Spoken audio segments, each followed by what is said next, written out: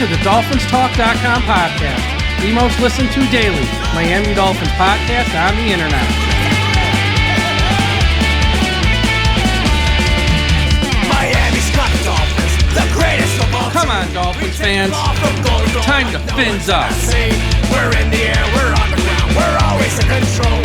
And when you say Miami, you're talking Super Bowl. Cause we're the Miami Dolphins, Miami Dolphins, Miami Dolphins number one. Miami Dolphins, Miami Dolphins, Miami Dolphins number one.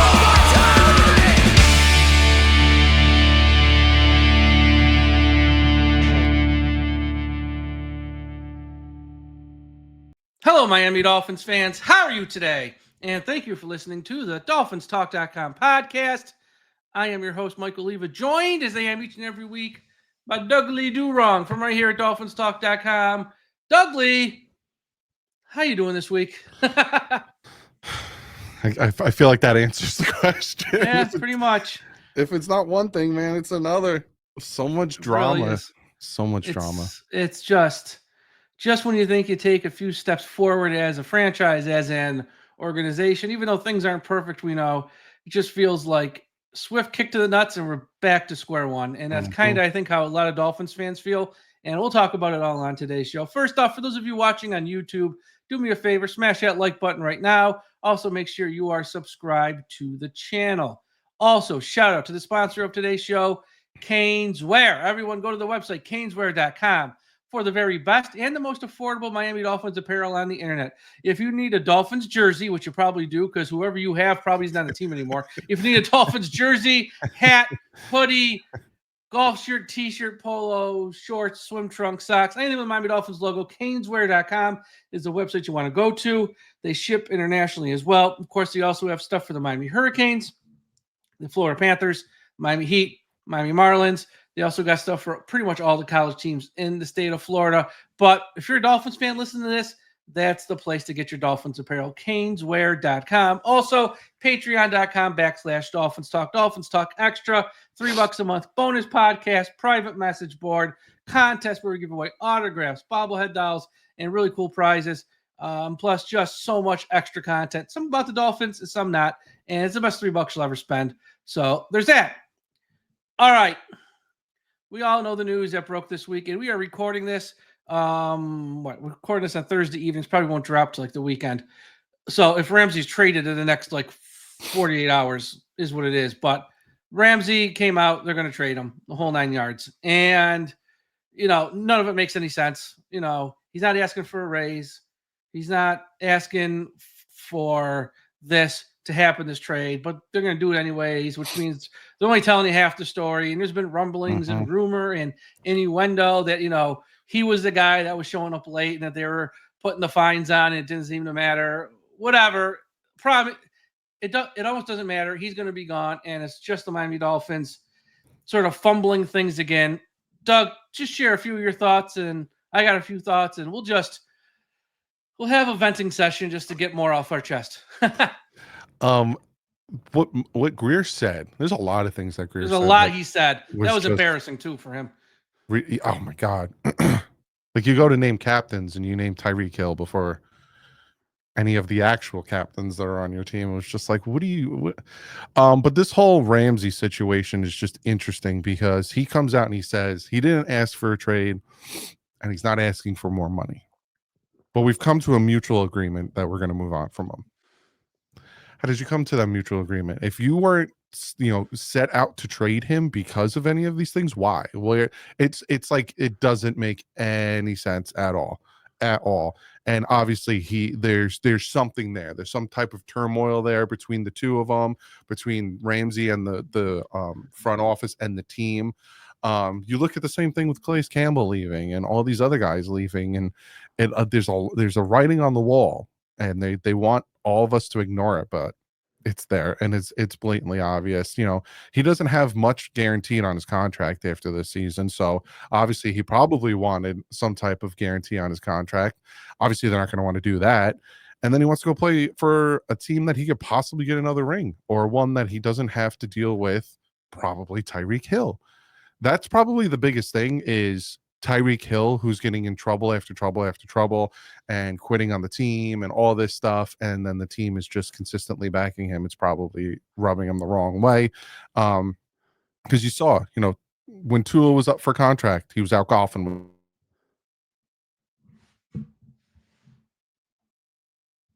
Oh, Doug, I think you froze up. We lost you. Oh, I'm here. Oh, you're back. You're back. Yeah. Okay. So it's coming out of nowhere. It's just very interesting. And there's something that he's not talking about, which it should be blatantly obvious. Yeah, I think there's a part of it is when they said he didn't ask for a trade. Well, he probably didn't. Yeah. Was it his agent though? So that might be a play on words.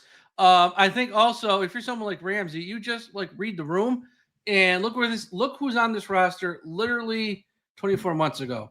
You had Christian Wilkins, you had Robert Hunt, you had Xavier Howard, you had Armstead, obviously. You had all these big time guys. You have a chance to win Holland in the secondary as well. And now, fast forward this offseason, just alone in the past few weeks, Armstead, Campbell gone, Holland's gone, Kendall Fuller's gone. And he's probably looking like, I'm the last one left. And I probably don't want to be here.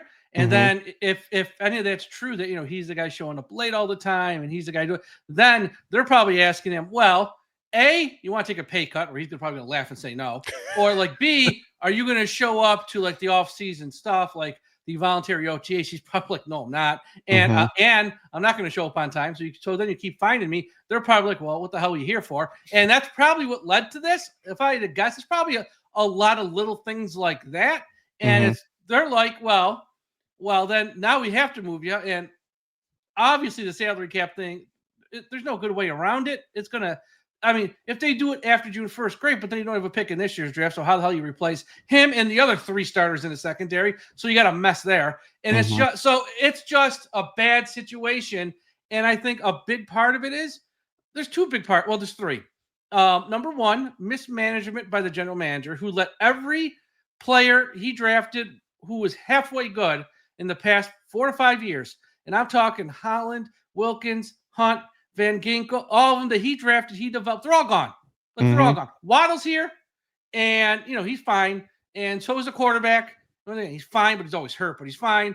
Like everyone else, for the most part, is gone. And what did he do, though?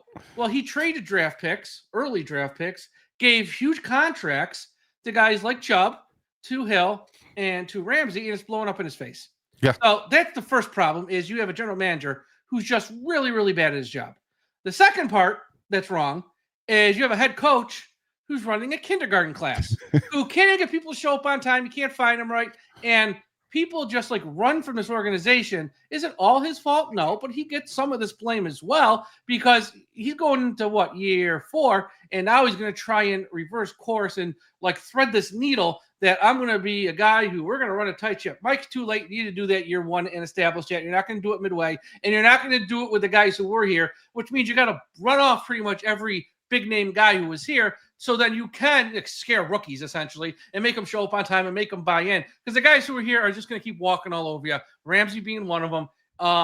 So there's that whole disaster of your head coach is running a kindergarten class and doesn't know how to pretty much, and I'm going to sound like Omar with this, manage alphas. So they got that aspect. Then the third one, which I'm really going to spend a second here, the owner's the biggest problem. And I'm done hearing Stephen Ross wants to win. He writes every check. He does all this great work in the community. Bullshit.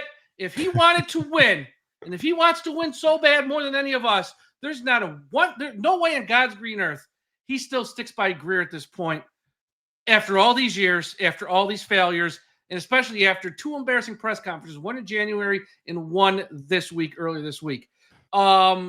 Because all of this, 100% is on Grier. The salary cap issue, which is a mess, that's on Grier's fault.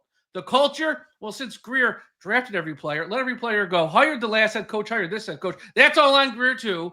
And then Grier this week stands up in a press conference and goes, I think recently I have deferred too much to other people and not carried out. Well, that's on Grier. Like, his fingerprints are on every aspect of this. And I'm tired of, whether it's a segment of fans of the Dolphins or a segment of the local media, Stephen Ross really wants to win. He does everything. Bullshit. Because if he really wants to win, he would have pulled the plug on this guy a while ago. And here we are. embarking on another rebuild, even though they won't say the word because they have to pretty much lie to the fans to make sure you actually show up and pay money at Hard Rock Stadium. So we can't say the word rebuild because they're afraid a segment of fans won't show up and then they're going to lose money.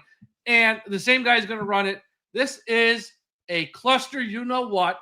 And there's so many people to blame, but it really starts with Ross, Grier, McDaniel. That's what the problem is. Yeah, 100%. And it's if the atmosphere is going to change, if all that stuff's going to change, you're going to start losing people, because if you notice that when they were winning, they were having more fun. And when they started losing in 2024, they were miserable. Like, was there many touchdown celebrations in 2024 versus 2023 when they were actually having fun? And if we didn't get injured in 2023, we probably would have been something at the end of the year, not, losing our offensive line, our pass rushers, our, safeties, all that stuff. So, he's going to all of a sudden want to, change up the atmosphere. It might come back and bite him in the butt. Yeah. I mean, look, this Ramsey thing, just look, I mean, he hasn't even been here that long. And since the time he's been here, we're talking like roughly 24 months, I guess, for Ramsey. Roughly, it's like we traded for a Hall of Fame player. We gave him a new contract, a mega deal. And now we're going to trade him and probably get less in return than a third, probably get a fourth if we're lucky. Like, this isn't fucking normal. And I think, there's once again a segment, not all Dolphins fans, but there's a segment of Dolphins fans, and not all media, but there's a segment of the media who have normalized this shit, and nothing about this is normal. I spoke to Josh Moser, who used to cover the Packers prior to him moving to Miami now, and he covers the Dolphins with all the local teams. It's like, and I said, in Green Bay, this would never happen because nobody normalizes this. Like, if something like this were happening, there'd be riots. It'd be like January 6th in the streets. Fans be going nuts at Lambeau. But here, we're so used to it because we've normalized chaos and then not normal. Fans like, oh, okay, I get. No, this ain't normal. No. And this is the big problem: is Chris Grier next week in the draft? He could go 10 for 10 in the draft with his 10 picks and hit 10 home runs. It's not going to fix Miami's problem as an organization because you got a bad owner and incompetent GM and a bad head coach. And you might draft 10 gems, but in 4 to 5 years, they're all going to be gone because that's what the Dolphins do. Yeah. Especially if Grier's still there. It's and I talked about this a bunch, that it seems like the way that they are working and the way that they are doing things this offseason, it does not seem like either one of them has a fire. Like, they're not on any type of hot seat. And, I've gotten pushback saying, "Would you want them to mortgage the future?" And well, yeah, if you're on the hot seat. That?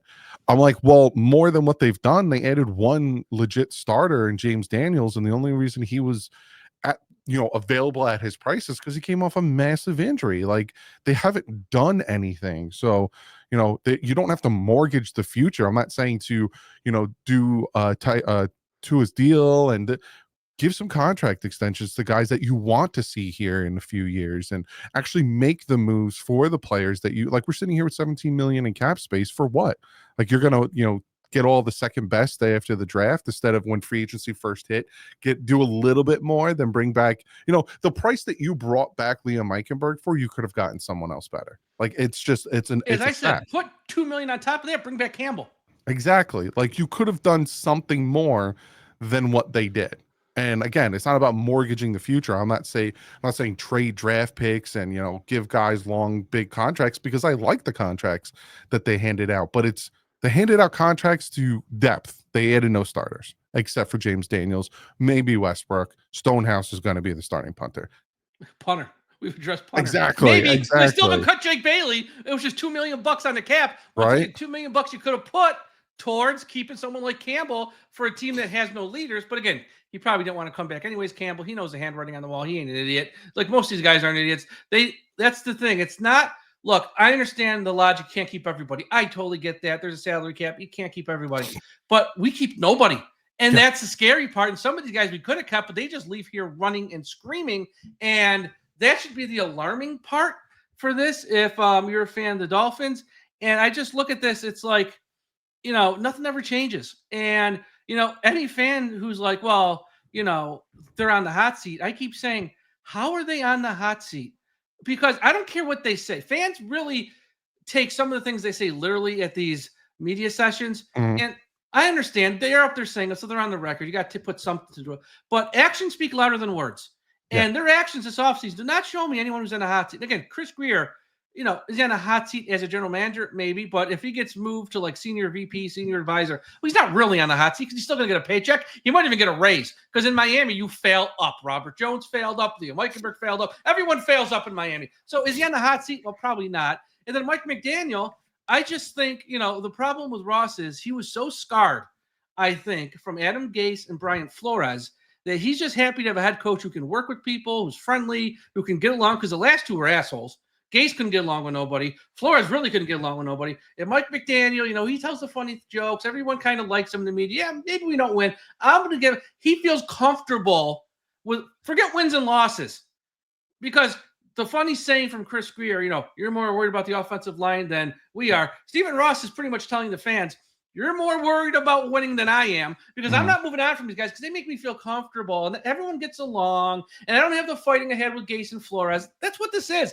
I don't think anyone's on a hot seat because, again, if they felt real pressure, they're restructuring to his contract.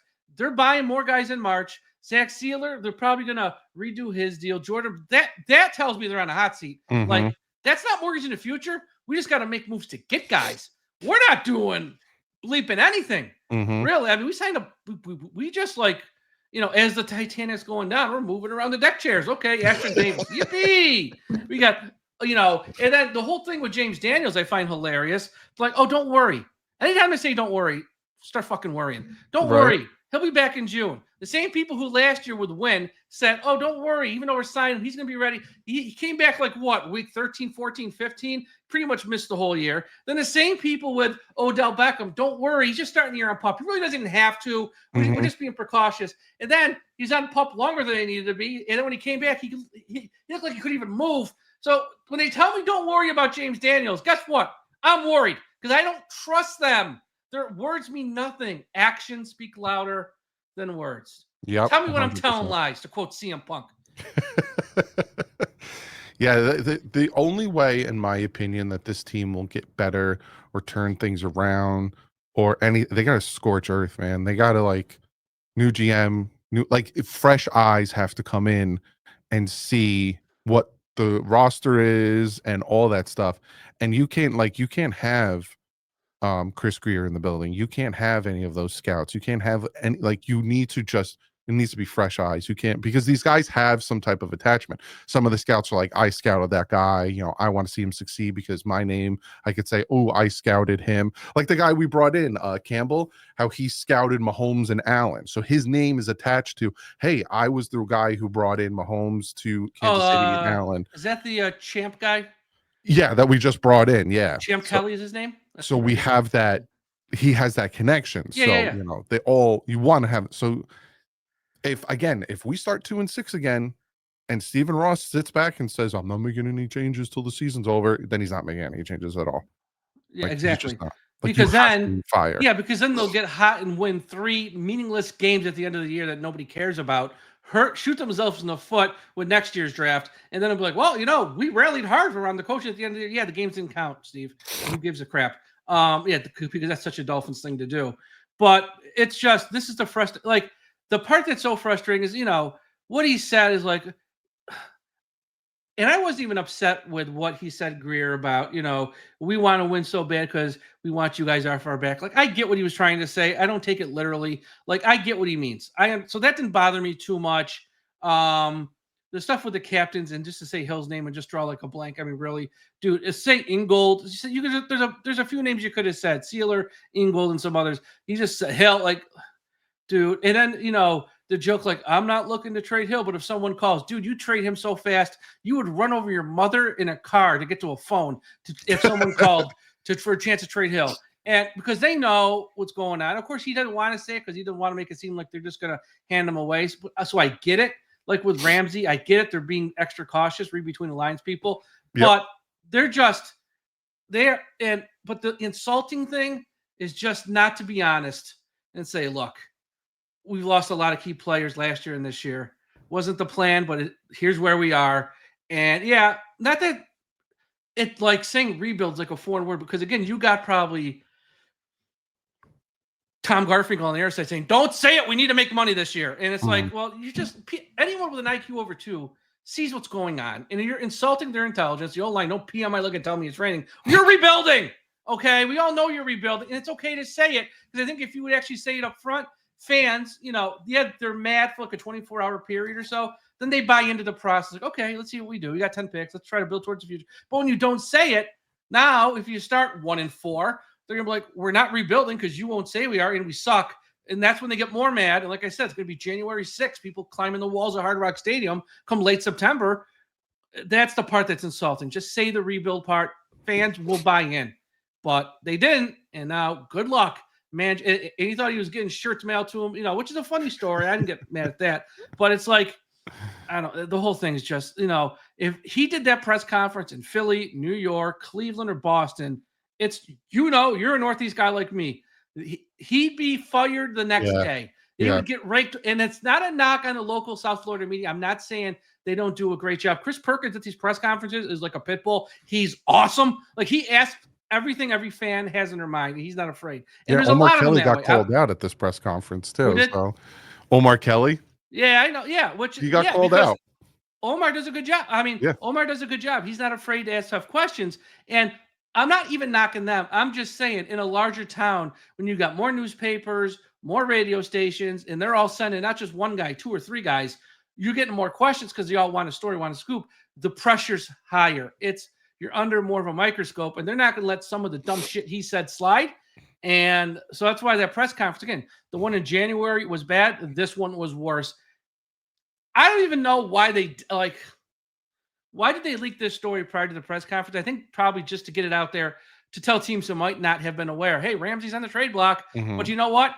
Should have leaked it after the press conference, so you didn't have to stand up there and look like a dummy getting drilled with questions, which was actually not that bad because it could have been far worse. The whole thing is just, man, I know how they go 25 years without a playoff win. It's just this, like I said, we normalize and not normal, and that's the problem. All right, let's pivot. Pivot. But before I pivot, quick shout out to everyone listening and watching at finheaven.com. finheaven.com, largest Miami Dolphins message board on the internet. Also, shout out to our friends at the I Am a Miami Dolphins fan Facebook page, run by the great and talented Carlos Hernandez. And wherever you're listening to this podcast, Apple Podcast, Spotify, YouTube, Podbean, iHeartRadio, Audible, or one of the other 200 platforms around, hit the subscribe button so you don't miss an episode. Subscribe. Okay. The draft. The more I look at this, the more I see more mock drafts. I've been scouring through them here for weeks and months. I've done a couple of my own. I'll have one more next week come out. I'll say this. I will say Chris Grier got a little bit lucky this year in that the major needs Miami has on offensive line, defensive line, secondary, this draft is very deep in. Mm-hmm. Which leads me to say this, and I know I'll probably regret it. Can they screw this up? The answer is probably no. But look who's running this ship here. Pick 13 or 48. They just sit where they are and don't make a move. They should get 2 starters. I mean, really, they should. If they just sit where they are, don't answer the phone, put the phone on mute, they should get 2 starters. Now, after those first 2 picks, when you get to 98, all bets are off because that's where a general manager really has to earn his keep. I saw a Pro Football Network mock draft. I want to get your thoughts on this because every mock draft is either Miami staying put or they trade down a couple, like move to 16 with Arizona, whatever. And it seems to work out. You get an extra pick in round 3, whatever. There's a PFN mock draft that came out yesterday where they moved up. I haven't seen one where Miami moved up. Miami goes from 13 to 10. They give up 98, 135, and a pick in round 7, which who cares? And by doing it, they take Armand Membo. Now, would I advise trading up? No, because we have a million needs. Would I advise moving on from your only 3rd-round pick? No. But I totally didn't hate this either in that 10 picks are probably too many. The ones in round 7, like I said, who gives a shit? So you're giving up 13, end of round 3, and your second. So you still have a pick. You have a top 10 pick now. You have a pick at 48, and then your next one's at 116. I wouldn't do it, but I don't hate that. Like I would hope to get something else back maybe. Give me pick 10 and it was like pick 10 and a pick in round 6, but fuck that. Give me pick 10 and a lower pick in 4 or another, that's not the worst trade up strategy for a guy who can start at guard and might be like your left tackle of the future if Patrick Paul fails. Do you agree? I've seen worse. Yeah, I love Membo. I would love for the Dolphins to draft Membo. I don't know, because I've had this conversation with people where would you prefer to stay at 13 and take like an A type or like an upper echelon type talent, or would you prefer to trade down to the 20s and get multiple B level talents? And it's like that's kind of the situation. Whereas in this, I want the A talent. Yeah, in this situation, you are losing more B talent to get a plus talent. So it's like it's all, and again, we don't know. I don't have the chart in front of me to see if that was a good trade or not. Yeah. With all the blah blah blah, it's a lot. Like, don't get me wrong, It's a lot. Yeah, it's a lot. Membo's good, but again, here's what sucks about the draft, and it's the same thing with fantasy football. It's all luck, right? Oh, you do your research. Oh, he did really good at in college and this and that, blah blah blah. But at the end of the day, anything could happen, and you're screwed. Right? We gave up all these draft picks and we're screwed. Membo is actually not great and, keeps gaining weight or whatever you want to say about an offensive lineman. Again, it's the same thing with the draft. I took CMC in the first round. I got screwed. So, like if you would have saw my fantasy draft before the season started, you would have been like, wow, you're going undefeated. I won like 3 games. So it's like I had Amari Cooper, I had CMC. So it's a crapshoot. I would prefer not to. Like in my personal opinion, give me more options, give me more chances at players. That's my mentality. And if you can get into the 20s and you could pick up another pick in the 100, like if we can get 4 picks in 100 and hit on those 4 positions, which again for me it's in no specific order, but D-line, corner, safety, offensive line. Yeah.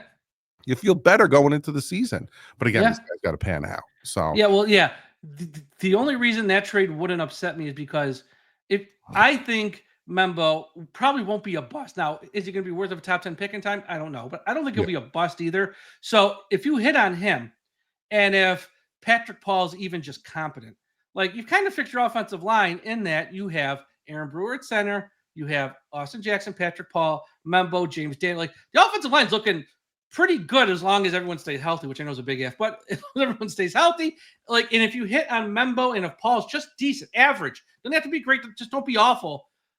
You've kind of fixed your offensive line, not just for this year, but like moving forward a little bit. And that'd be a risk I might be willing to take because I do think Membo's that good. So that's why I'm not totally against it. Because to me, if this is a rebuild, this isn't about filling every hole this year. It's about solving problems. And I know if I get Membo, I'm solving possibly, of course, an offensive line problem this year and at least for the next couple years with what I have.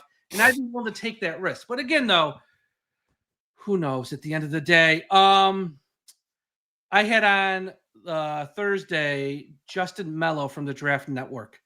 And I've kind of had this thought, and he really believes it. He thinks Will Campbell ain't going number 4 to the Patriots because he thinks Mike Vrabel, when he was with the Titans, they took an offensive lineman with short arms and they moved him right inside the guard. They didn't even give him a chance to tackle. And he goes, they're not going to waste the 4th pick of the draft on someone who they don't trust as a tackle. So, and he goes, if they pass on him, there's no logical spot for Will Campbell until Miami. And he thinks he could fall in their lap, which again, my thing is, as much as we need cornerbacks, and it's going to be Will Johnson, Janae Barron are going to be the talk probably all next week for Miami. If Campbell falls in your lap, kind of the same thing. I'm willing to take a risk in that guard, and God forbid Patrick Paul stinks. We have a guy who might be able to replace. It's like a 2-for-1 in some level. So I want a corner at 13, but Campbell or Membo are the only 2 ways I would go off that plan. Would you agree with that? Yeah. Campbell, his arms do worry me, Campbell, but I love his he's a beast.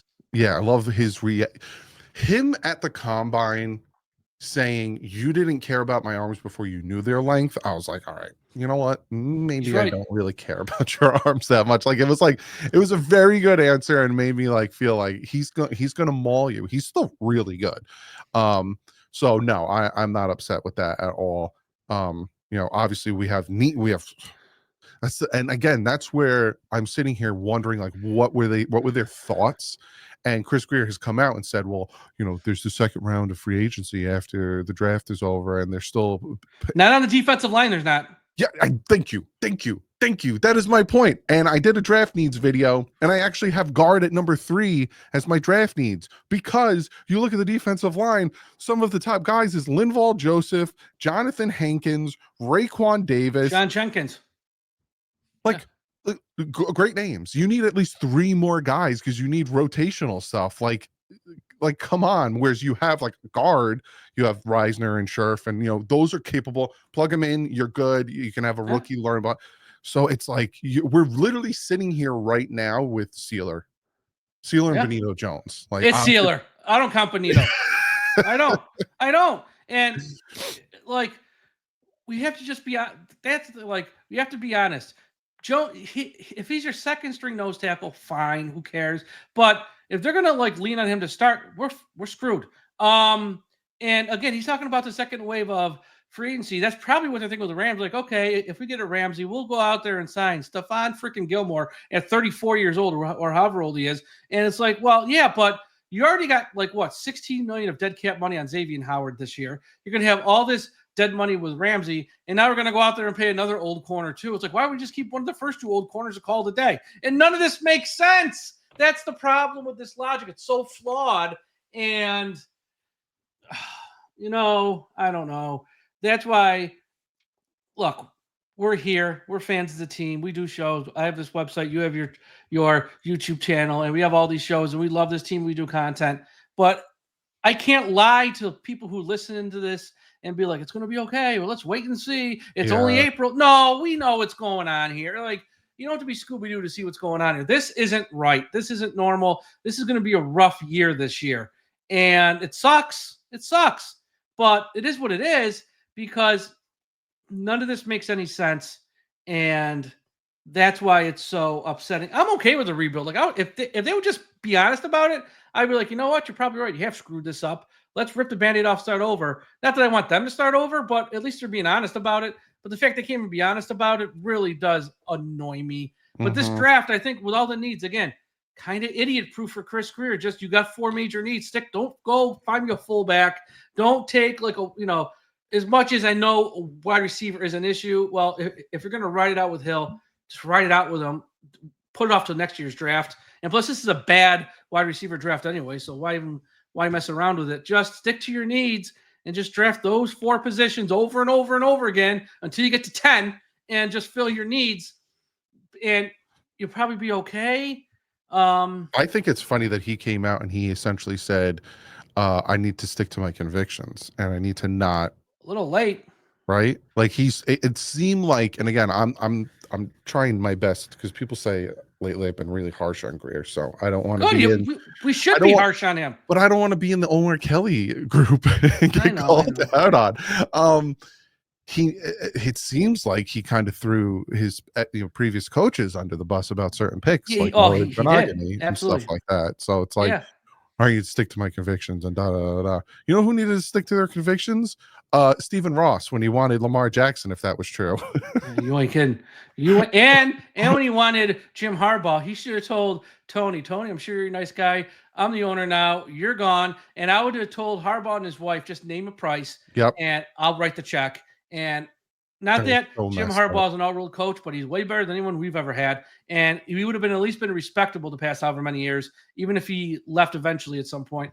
That scenario was so messed up. But Ross, if it was that and Lamar Jackson, we'd be once again just like the whole thing with Breeze. It's always the what if. Well, Ross, say what you want about. I need him more hands on. And he's 2 hands off trying to fix up West Palm Beach. God bless him, but that's part of the problem too. He doesn't care about the team that much anymore, it seems like. But all right, yeah, I mean the draft. Look, we'll probably do a show next week. Obviously, the draft's on Thursday, so it won't be Thursday. Maybe we'll try to squeeze something in early, as I'm sure there'll be some last-minute rumors and rumblings and all that stuff. And maybe we'll make some predictions, have some fun, try and have fun prior to the draft. But, yeah, folks, just don't normalize this, because if you try to think like every team is run this way, they're not. Mm-hmm. Look at the Bills. Look what they do. Look at the Eagles. Look at even Cincinnati. Yeah, they gave out crazy contracts, but at least there's a vision and a plan. they're not going to run their guys off after paying them like we are, and that's why it's not normal. Just hold these people accountable and don't make excuses for them because they don't deserve it at this point. They have royally fumbled this up, royally, and that's why, it's not even about Ramsey. It's about he's just the poster child of like, really? Him too? Now we're going to just run up? Really, him? Like, we just paid him. Now he's gone. So, whatever, everyone. Be sure to follow Dougly Do Wrong on YouTube. Go to YouTube, search Dougly Do Wrong. All of his videos are up on our site as well. I got to get your ones up from today. It's been so busy this week. I don't think I have your ones from today up on our site, but I will get them up as soon as we're done. I've been pumping them out, so I don't. I know that's the problem. I can't keep up with you. On top of everything else that I have our staff doing, there's just been so much content. It's crazy. So much. But go to the website, DolphinsTalk.com. You'll find his videos there. All of our writers. We got so many great writers. Check that out. Like I said, I did an interview on Thursday with Justin Mello of the Draft Network. Awesome. Great stuff. Check out my interview with Dante Connelly, part 4. Dante's been on the 4-part series that we do every year where we cover all the positions. This week, it just happened to work out. We did cornerback and safety the week the whole Ramsey thing broke. So we covered that after the Ramsey news. And if you want to go back, listen to the other shows with Dante, we cover again quarterback, running back, wide receiver, tight end, offensive line, defensive line, linebackers in this week. So check out this week's and also check out the old ones. And myself and Tom will be live Sunday night. I have another surprise interview this weekend you're not going to want to miss. Josh and Aaron have a show. This is like content palooza for all of us. So check it all out. DolphinsTalk.com, Dougly Do Wrong on YouTube, Dougly Do Wrong on Dolphins Talk, and everything else in between. Folks, have a great one. We'll talk to you again after a while. And please, I know you're frustrated as fans of the Dolphins right now. We still must put an end to highway profanity. Don't take it out on other drivers. Hey guys, Mike here from DolphinsTalk.com. Just want to thank you for watching this video today. Please be sure to like and subscribe to this video. And also just thank you in general. I know you have a lot of other podcast options out there these days, whether it's with the Miami Dolphins or about the Miami Dolphins and with non-Miami Dolphins podcast stuff like true crime, politics, NBA, Major League Baseball. We do appreciate the support you guys provide us, and we do thank you for watching our content. We appreciate it more than you'll ever know. So thank you so much. Just want to say thank you, thank you, thank you. And also, don't forget to sign up for our Patreon service. Go to patreon.com/Dolphins Talk. And for just $3 a month, you will get more Miami Dolphins coverage and shows. Patreon.com/Dolphins Talk. Thank you again, and everyone have a great day.